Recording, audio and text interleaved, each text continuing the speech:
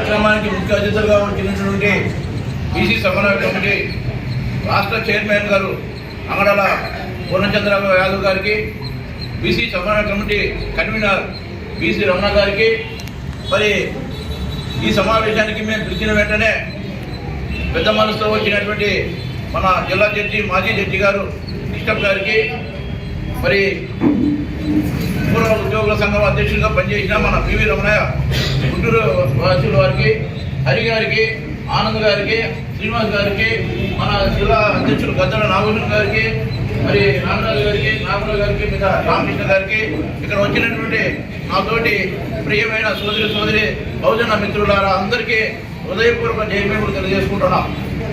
మరి ఈరోజు ఈ కార్యక్రమం ఏర్పాటు చేసుకోవడానికి ప్రధాన కారణం జనాభా లెక్కలు కావాలని 78 ఏళ్లుగా బీసీలకు జనాభా లెక్కలు లేకపోవడం వలన వాళ్ళకు రావాల్సిన వాటా రాకుండా బీసీల వాటాను ఓసీలు అంటే అగ్రవర్ణాలు బీసీల వాటాను అక్రమంగా ఆక్రమించుకోవడం అనేది జరుగుతూ ఉంది.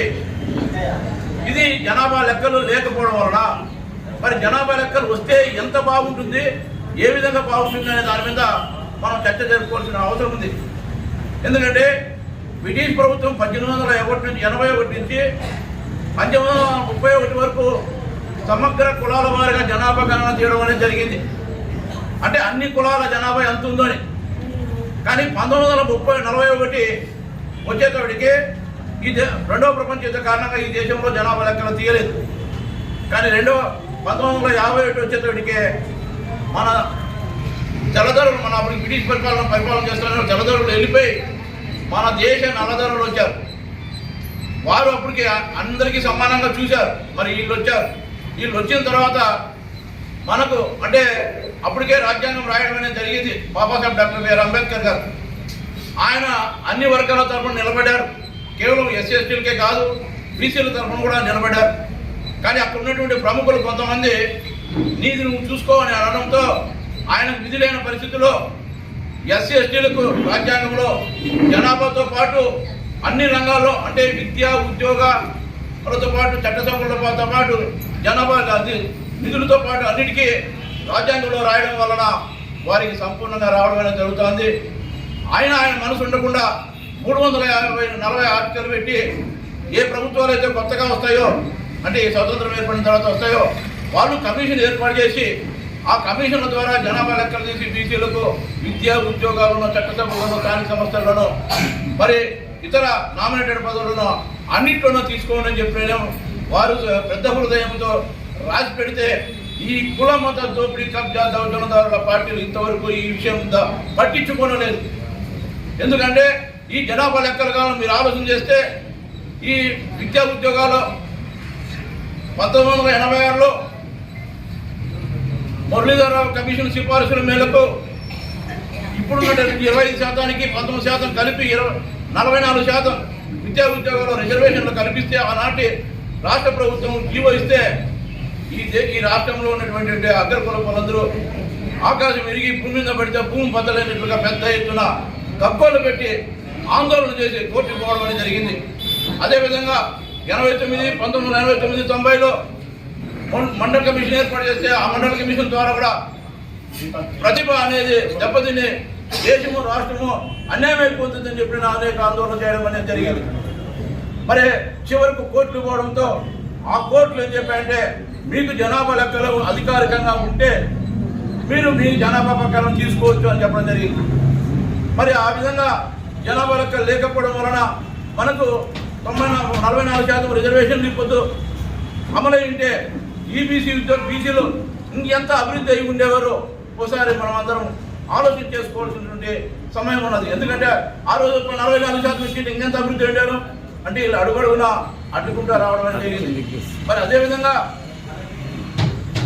చట్టసభలు, స్థానిక సంస్థలు, నామినేటెడ్ పదవులు ఇవన్నీ కూడా ఎందుకంటే జనాభా లెక్కల ప్రకారంగా వస్తే ఇంకా ఏమీ లేదు, సమసమాధం వచ్చేసినట్టే. సమసమాధం ఏంటంటే నీ జనాభా నిలుస్తుంది, నీకు వచ్చేసినట్టే. అంటే ఇది రాకోకుండా అడ్డుకోవడంతోనే జరుగుతూ ఉండేది. ఇప్పుడు చట్టసభల్లో అనేకమైన ఉన్నా మీకు ఒక ఉదాహరణ మీ దృష్టికి తీసుకొస్తాను సులభంగా అర్థమయ్యే విధంగా. ఈరోజు ఈ అనంతపురం ఉమ్మడి జిల్లాలో 14 ఎమ్మెల్యే సీట్లు ఉన్నాయి. ఈ 14లో 2 ఎస్సీ సోదరులకు రిజర్వ్ అయి ఉన్నాయి. ఎందుకు? వాళ్ళకు జనాభా లెక్కలు ఉండడం వల్ల. మరి బీసీలకు జనాభా లెక్కలు ఉంటే 8 రావాలా? మరి 1 ఉన్నాయా? లేదు. మన వాళ్ళు ఏమంటారంటే ఆయన ఉన్నారు కదా, ఆయన ఎవరు కాలువ శ్రీనివాసులు, లేకపోతే కందుకుంట ప్రసాద్, లేకపోతే ఆయన సవితారు. అయ్యా, వాళ్ళు దయాదాచనాల ప్రకారంగా వాళ్ళ మాట వినేవాళ్ళకు మనకు కాదించినది ఇప్పుడు వాళ్ళకి ఇచ్చి గెలిపించుకుని ఊర్పిండవి వాళ్ళ దయాదాచన మీద గెలిపిస్తానేది. ఈరోజు శిఖరం వల్ల కానీ మడక్షర కానీ ఎవరు దయాచనపై లేకుండా ఆ వర్గాలకు అందుతానంటే రిజర్వ్ అయింది. మనకు కూడా అట్లా రిజర్వ్ కావాల్సినటువంటి అంశం ఉంది. మరి దాన్ని మనం ఆలోచించేలా. ఈరోజు ఆ పార్టీలో గెలిచినారే బీసీలో. అయ్యా, బీసీలు జనాభా లెక్కల లేకుండా 78 ఏళ్ళుగా అన్యాయం అవుతుంది. మరి దీనికి మీరంతా జనాభా లెక్కలు తీయండి ఎవరైనా మాట్లాడే పరిస్థితి ఉంది. పోదు చిన్న పదవిలో ఉండి కూడా మేము పిలిస్తే అయ్యో నేను చిన్న పదవిలో ఉన్నానని రాలేని పరిస్థితి ఉంది. అంటే ఎంత మోల్డ్ చేసినారో వాళ్ళు ఆలోచించేయండి. మరి ఆ విధంగానే స్థానిక సంస్థల ఎన్నికల్లో వాస్తవంగా 34% ఉండేది. దాన్ని 24% తగ్గించడానికి ప్రధాన కారణం 16,200 పదవులు పోవడానికి ప్రధాన కారణం గౌరవ ముఖ్యమంత్రి చంద్రబాబు నాయుడు గారే దీనికి కారణం. ఎందుకంటే ఉమ్మడి ఆంధ్రప్రదేశ్ ఉన్నప్పుడు కిరణ్ కుమార్ రెడ్డి గారు ముఖ్యమంత్రిగా ఉన్నప్పుడు 2017 జూలైలో 34% ప్రకారంగా పంచాయతీ ఎన్నికలు జరపడం జరిగింది. మరి అదే 5 ఏళ్ల పదవీ కాలం 2018 జూలైతో ముగుస్తుంది. అప్పుడు ముఖ్యమంత్రి ఎవరున్నారంటే చంద్రబాబు నాయుడు గారు ఉన్నారు. మరి ఆయన ఆ రోజు మళ్ళా 5 ఏళ్ళు అయిపోయిన తర్వాత ఎన్నికలు జరిపి ఉంటే మనకు రిజర్వేషన్ 34% అమలై ఉండేది. కానీ 34% మీద కోర్టుకు వెళ్ళారని చెప్పిన దాటివేసి ఆయన కాలం మర్చిపోయేసరికి అధికారం మార్పులు జరిగి జగన్మోహన్ రెడ్డి గారు అధికారంలోకి వచ్చిన తర్వాత ఆయన కోర్టు చెప్పిందని చెప్పిన 24% అమలు చేసి దాదాపు 16,200 పదవులు బీసీలకు రావాల్సిన వాటిని అక్రమంగా తరలిపోవడం జరిగింది. మరి అదేవిధంగా ఇన్ని విధాలుగా అంటే అడుగడుగున అడ్డుకోవడం అనేది జరుగుతుంది తప్ప వేరేది జరగలేదు. దీన్ని ఆలోచన చేయాల్సినటువంటి అవసరం ఉంది. మరి ఇంతవరకు చెప్పారు ఎవరో మన మిత్రులు ఈడబ్ల్యూఎస్ విషయం. ఈడబ్ల్యూఎస్ అంటే మనకు రిజర్వేషన్లు చేస్తే 86లో మురళీధర కమిషన్ సిఫారసు మేరకు 44% చేస్తే మండల కమిషన్ సిఫారసు మేరకు 27% చేస్తే ఆ రోజు ఈ దేశము ఈ రాష్ట్రంలో ఉన్నటువంటి అగ్రకుల పనులు పెద్ద ఎత్తున గగ్గోలు పెట్టే దేశం అన్యాయం అయిపోతుంది ప్రతిపక్షం అని చెప్పినటువంటి ఈ లంబడీలు ఈరోజు ఈడబ్ల్యూఎస్ ద్వారా జనాభా ఎంత ఉందో తెలీదు, ఒక కమిటీ లేదు, ఒక వినతి పత్రమే లేదు, కనీసం సమగ్రమైన చర్చ జరపలేదు. 2 రోజుల్లో పార్లమెంటు బిల్లు పెట్టి ఒకరోజు రాజ్యసభ ఒకరోజు లోక్సభలో పెట్టి దాన్ని ఆమోదింపజేసుకొని మోడీ గారు ఈరోజు 10% రిజర్వేషన్ ఇచ్చారు. మరి 10% రిజర్వేషన్ ఇస్తే ఈరోజు అమలు అయితే ఈరోజు 54 మార్కులు వచ్చినటువంటి ఓసీ వానికి ఉద్యోగం వస్తుంది, 65 మార్కులు వచ్చినటువంటి బీసీ వానికి ఉద్యోగం రాల. ఇది ఈ రాష్ట్రం ఈ దేశంలో పరిపాలన. మరి ఒకటి మనకైతే ఆర్థిక పరిమితి క్రిమిలేరు ప్రజలకి రాకుండా ఉన్నారంటే 2 లక్షలంట, అగ్రకుల పనులకు 8 లక్షలంట. ఏమండి ఇది? దీని కారణం ఏం చెప్పండి? అంటే దీని ఉద్దేశం ఇవన్నీ గమనించి బహుజన సమాజ్ పార్టీ మాతో పాటే ఉండాల్సినటువంటి వారు బీసీలు అన్యాయం అయిపోతున్నారు. తెలంగాణలో బీసీ సంఘాలు బలంగా పనిచేయడం వల్ల ఈరోజు జనాభా లెక్కలు తీసే పరిస్థితి వచ్చింది. మరి ఆంధ్రప్రదేశ్లో ఈరోజు బహుజన సమాజ్ పార్టీ పట్టించుకోకపోయింటే జనాభా లెక్కల గురించి మాట్లాడేవాడే లేడు, జనాభా గురించి మాట్లాడలేడు. ఈరోజు మనం అందరం ఒక్క మాటలో చెప్పాలంటే బహుజన సమాజ్ పార్టీకి బీసీలు అందరూ కూడా రుణపడి ఉన్నారని చెప్పాలా.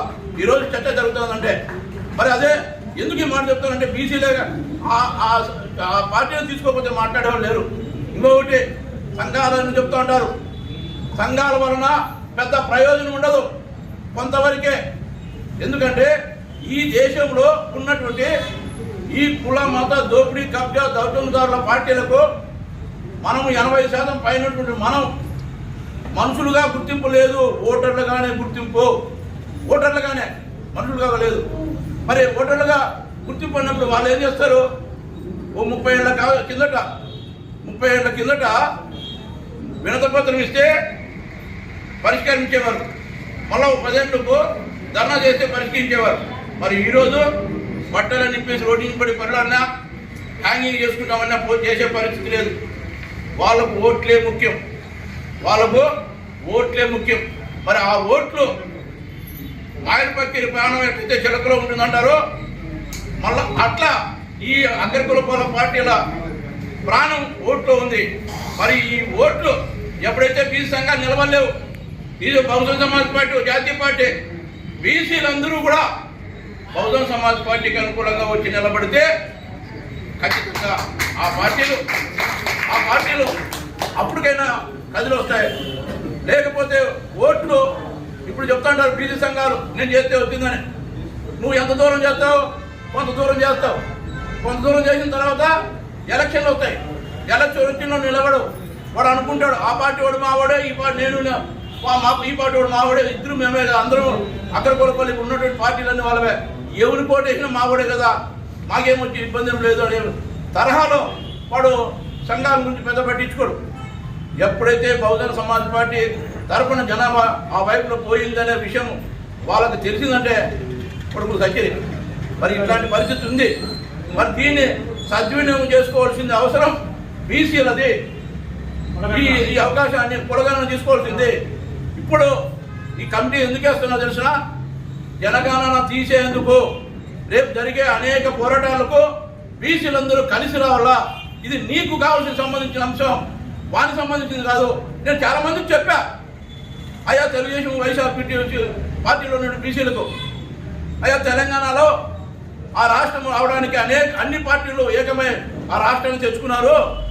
మరి ఈ రాష్ట్రంలో అన్ని పార్టీలు ఉన్న బీసీలందరూ ఏకమవుదాం, కనీసం కులగణనని తెచ్చుకుందాం, మన కాబట్టి కమ్మారెడ్లకే ఓటేస్తురే అని కూడా చెప్పాం.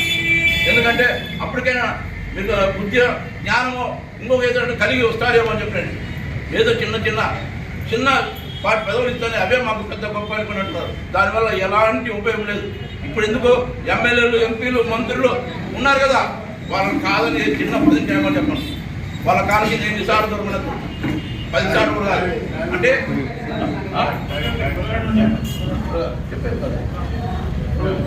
మరి ఆ విధంగా మనం బహుజన సమాజ్ పార్టీ మన కోసం ఒక అవకాశం ఇచ్చింది. దీన్ని బీసీలు ఇప్పుడు ఈ 5 ఏళ్ల కాలంలో మనం 5 ఏళ్ళు అవుతుందో మళ్ళీ ఏదో ఉంటుంది అంటున్నారే, ఈ 5 ఏళ్ల కాలంలో మనం నిరంతరం పోరాటం చేసి మనం బీసీలు బహుజన సమాజ్ పార్టీ వైపున మనం నిలబడితే మనం సాధించుకోవాల్సినటువంటి అన్ని విషయాలు సాధించుకోవచ్చు. లేదంటే అన్యాయం అవుతాం. వాళ్ళు నమ్మితే భగవాన్ని నమ్మినట్టే ఉంటుంది. ఇది ఆలోచించేయండి. వాళ్ళు ఇచ్చే చిన్న విషయాలకు లొంగొద్దండి. దీనివలన ఇది నేను అందరికీ మీరు కూడా ఇళ్ళ పోయి చెప్పండి, ఇది మన కోసం వచ్చినటువంటిది కులగణన సమన్వయ కమిటీ. ఎవరెవరికి జనాభా లెక్కలు వస్తే వాళ్ళ వాటా వాళ్ళకి వస్తే సమాజం వస్తుంది, లేదంటే పెట్టుబడిదారు వ్యవస్థ ఉంటుంది. దయచేసి ఆలోచించేసి మనమందరం ఈ పార్టీ తీసుకున్న నిర్ణయానికి అనుగుణంగా రేపు జరిపే ఈ కమిటీలో మీరందరూ సంపూర్ణంగా పాల్గొనండి. మీరు కూడా మా బాధ్యత తీసుకోండి, ముందుకు రండి. జరిపే కార్యక్రమాలు అన్నిటికీ పెద్ద ఎత్తున రండి. ఈ ప్రభుత్వాలు ఎందుకు దిగి రావో మనమే చూస్తామని చెప్పి మీ అందరికీ మనం చేసుకుంటూ జై భీమ్ జై భారత్.